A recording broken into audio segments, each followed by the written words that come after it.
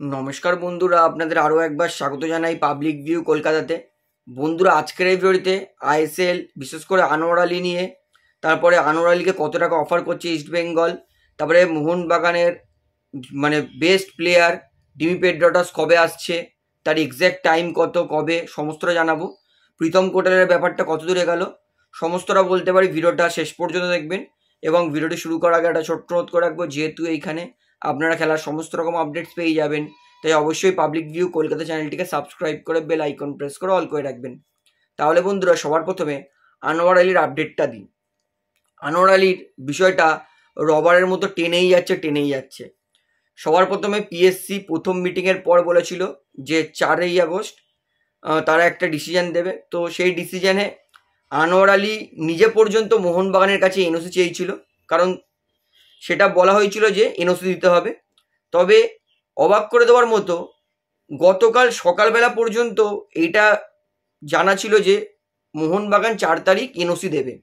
আনোয়ার সেই জন্য নিজেও এনওসি চেয়েছিল, কিন্তু তখনই হঠাৎ করে এআইএফএফ এর পিএসসির অর্ডার আসে যে 10ই আগস্টের আগে আনোয়ারকে কোনো এনওসি দিতে পারবে না, আনোয়ারকে না কোনো এনওসি দিতে পারবে না কেউ আনোয়ারকে সই করতে পারবে। ফাইনাল হিয়ারিংয়ের জন্য ওয়েট করতে বলছে। অর্থাৎ এইখানেই বলবো মোহনবাগান সুপার জায়েন্ট ম্যানেজমেন্ট নিজের পাওয়ার দেখিয়েছে। কারণ রাত্রেবেলা পর্যন্ত ঠিক ছিল, হঠাৎ করে এই সিদ্ধান্তটা এসেছে। এটা নিয়ে কিন্তু রঞ্জিত বাজাজও বলেছে, রাত অবধি ঠিক ছিল, হঠাৎ করে মাঝরাতে কি এমন হলো যে পিএসসি নিজের মতামত চেঞ্জ করতে বললো 10ই আগস্ট হিয়ারিংয়ের জন্য ওয়েট করতে। তবে দেখুন, এই মুহূর্তে অনেক পার্টি মিথ্যে বলছে, তো আমি একমাত্র মার্কাসের কথাই পুরোপুরি বিশ্বাস করি। তাই মার্কাস তিনি বলেছেন যে 10ই আগস্টের আগে কেউ আনোয়ারকে না সই করতে পারবে, না কোনো কিছু কন্ট্রাক্ট বাড়াতে পারবে, না কেউ এনএসি দিতে পারবে। অর্থাৎ আনোয়ারের বিষয়টা 10 তারিখ অবধি এখন ঝুলে থাকবে। এবং সব থেকে বড় কথা, প্রথম হিয়ারিংয়ে সমস্ত পার্টি নিজের নিজের পক্ষ পেশ করেছিল, সেটাতে কিন্তু কনভিন্স ছিল না পিএসসি যে তারা আনোয়ারকে কিসের ভিত্তিতে রিলিজ করবে। তো তারা যেহেতু কনভিন্স ছিল না, তাই জন্য তারা নেক্সট হিয়ারিং রেখেছে 10ই আগস্ট দুপুর 2টোর সময়। তো 10ই আগস্ট ইফ এআইএফএফ এর পিএসসি যদি কনভিন্সড হয়, তাহলে প্লেয়ার স্ট্যাটাস ডিপার্টমেন্ট কিন্তু নিজের মতামত জানাবে। তো তার জন্য আমাকে 10ই আগস্ট ওয়েট করতেই হবে।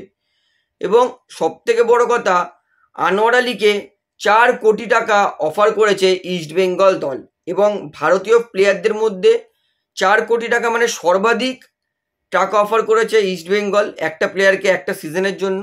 তো দেখুন, আমার মনে হয় আনোয়ার আলী কিছুটা টাকার জন্যও করছে। অবশ্যই তিনি নিজেও জানিয়েছেন যে তিনি টাকার জন্যই করছেন। তো আনোয়ার আলী যেহেতু ইস্টবেঙ্গল ক্লাব আনোয়ারকে এত টাকা অফার করছে, হয়তো আনোয়ার সেই জন্যই টাকার লোভে পড়ে গেছে।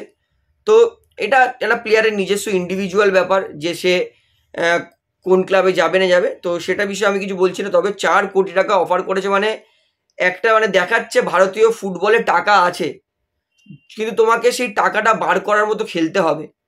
অর্থাৎ অনেকে বলে ভারতীয় ফুটবলে টাকা নেই, কে বলেছে টাকা নেই?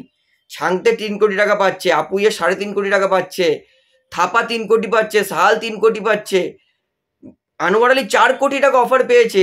ভারতীয় ফুটবলে টাকা আছে, কিন্তু তোমাকে সেই লেভেলে খেলতে হবে, তাহলে তুমি টাকা অর্জন করতে পারবে।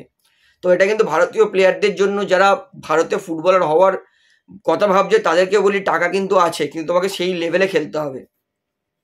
তো যাই হোক, আনোয়ার তিনি মোহনবাগান এই মুহূর্তে আনোয়ারের স্টে অর্ডার লাগিয়েছে আনোয়ারের ওপরে, আনোয়ার কিছু করতে পারবে না।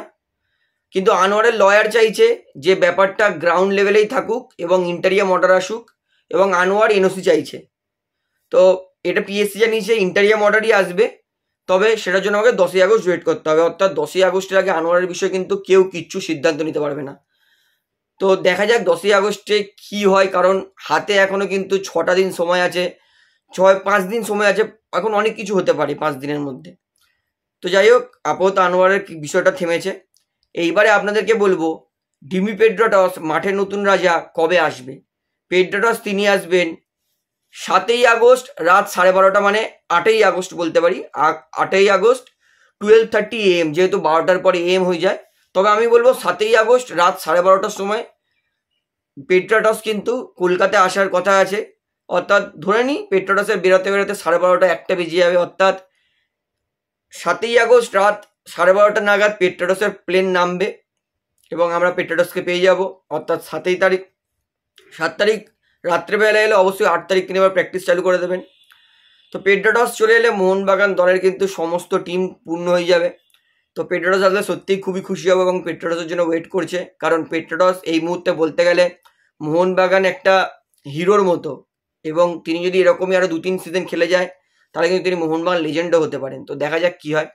এবার বলি প্রীতম কোটাল তিনি কিন্তু কেরালা ব্লাস্টার সেরকম সুযোগ পাচ্ছেন না। লাস্ট সিজন কেরালা ব্লাস্টার সেরকম সুযোগ পায়নি এবং এই সিজন ডুরান্ড কাপেও কিন্তু সেরকম সুযোগ পায়নি প্রীতম কোটাল। তবে প্রীতম কোটাল তিনি কেরালার সঙ্গে প্র্যাকটিস করছেন, খেলছেন, এবং মোহনবাগান ম্যানেজমেন্ট প্রীতম কোটালের বিষয়টা কিন্তু আবার কথাবার্তা চালিয়েছে, কিন্তু এখনো সেই দ্রুত গতিতে চলছে না, কারণ যেহেতু এখনো আনোয়ারের কেসটা একটুখানি আটকে আছে, তো সেই জন্য ব্যাপারটা এখনো দ্রুত গতিতে চলছে না। তো অবশ্যই মোহনবাগান আনোয়ারের জায়গা ফুলফিল করতে কোনো বিদেশি নেবে এবং সেটা প্রীতম কোটাল হলেও হতে পারে, কারণ প্রীতম এই জায়গায় কিন্তু খেলেছে। তো যাই হোক, প্রীতমের ব্যাপারটা এখনো ওয়েট করে আছে। তার পাশাপাশি মোহনবাগান চেষ্টা করছে কিন্তু আরও কিছু ভারতীয় ডিফেন্ডারকে নেওয়ার। তো দেখা যাক কি হয় মোহনবাগানের বিষয়টা। তো এখনো ম্যানেজমেন্ট কিন্তু স্পষ্ট কিছু বলেনি, কারণ ম্যানেজমেন্ট এখন আনোয়ারের কেসটা নিয়ে অনেকটা নিজেদের মধ্যেই আছে।